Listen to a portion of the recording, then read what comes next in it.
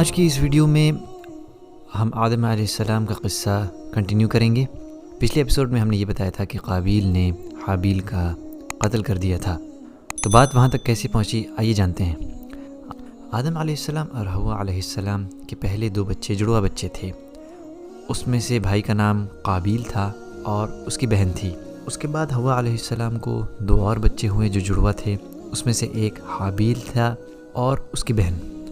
اللہ تعالیٰ نے آدم علیہ السلام کو وحی کی کہ وہ اپنے لڑکے کی شادی اپنی اس بہن سے کرے جو اس کے ساتھ نہ پیدا ہوئی، یعنی قابیل کو اس لڑکی سے شادی کرنی تھی جو حابیل کے ساتھ پیدا ہوئی، اور حابیل کو اس لڑکی سے شادی کرنی تھی جو قابیل کے ساتھ پیدا ہوئی۔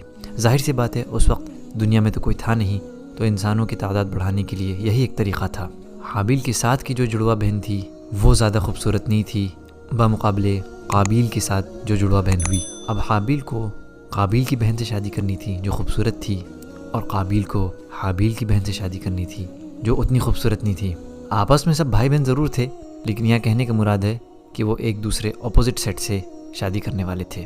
یہ بات قابیل کو بالکل پسند نہیں آئی اور وہ اپنے بھائی سے جلنے لگا۔ اس نے فیصلہ کر لیا کہ وہ اپنے بھائی کا قتل کر کے رہے گا۔ حابیل نے اپنے بھائی کو بہت سمجھانے کی کوشش کی، لیکن وہ نہیں مانا۔ آخر کار اس نے اپنے بھائی کا قتل کر ہی ڈالا۔ جب اس نے اپنے بھائی کا قتل کر دیا تو وہ پریشان ہوا کہ اب میں اس لاش کا کیا کروں۔ تبھی اللہ تعالیٰ نے 2 کووں کو زمین پہ بھیجا۔ دونوں کوے آپس میں لڑنے لگے اور ایک کوے نے دوسرے کوے کا قتل کر دیا۔ اس کے بعد اس کوے نے زمین میں گڈھا کھودنا شروع کیا اور اس کوے کو اسی میں گاڑ دیا۔ قابیل نے جب یہ دیکھا تو اسے بہت پچھتاوا ہوا۔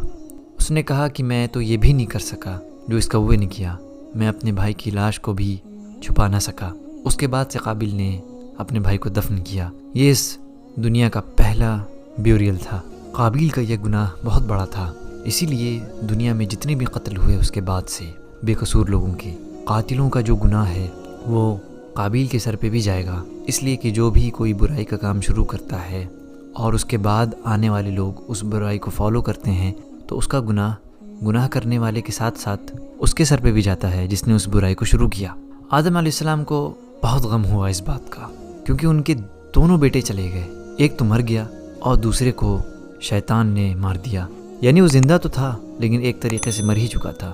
اس کے بعد آدم علیہ السلام کے بیٹے شیت علیہ السلام ان کے وارث ہوئے۔ میوزک کا دور بھی شیت علیہ السلام کے ہی زمانے میں شروع ہوا۔ آدم علیہ السلام کی موت کا وقت جب قریب آیا تو انہوں نے اپنے بچوں سے کہا، اے میری اولاد، مجھے جنت کے پھل کو کھانے کا من کر رہا ہے۔ تو ان کے بچے آدم علیہ السلام کی خواہش کو پورا کرنے کے لیے نکل پڑے۔ وہ کچھ فرشتوں سے جا ملے، ان فرشتوں کے پاس کفن تھا۔ انہوں نے ان بچوں سے کہا، اے بچوں، کیا کھوج رہے ہو تمہیں کیا چاہیے، کہاں جا رہے ہو؟ انہوں نے کہا، ہمارے ابا بیمار ہیں اور انہیں جنت کے پھل چاہیے۔ فرشتوں نے کہا، واپس جاؤ، تمہارے ابا کا وقت قریب آ چکا ہے۔ اس کے بعد فرشتوں نے آدم علیہ السلام کی روح قبض کر لی۔ اس کے بعد انہوں نے ان کا جنازہ پڑھا اور پھر کہا، اے بنی آدم، اسی طریقے سے تمہیں اپنے مردوں کو دفنانا ہے۔ اپنی موت سے پہلے آدم علیہ السلام نے اپنے بچوں کو اس بات کی تسلی دی کہ اللہ تعالیٰ انسان کو اس دنیا میں اکیلا نہیں چھوڑیں گے، بلکہ انبیاء کو بھیجیں گے جو ان کی رہنمائی کریں گے۔ انبیاء کے مختلف نام ہوں گے، ان کے معجزات الگ الگ ہوں گے، لیکن وہ ایک چیز میں بالکل بھی اختلاف نہیں کریں گے، اور وہ ہے ایک اللہ کی طرف دعوت دینا۔ آدم علیہ السلام جب یہ بول چکے تھے تو انہوں نے اپنی آنکھیں بند کر لیں۔ فرشتے کمرے میں داخل ہوئے اور انہیں گھیر لیا۔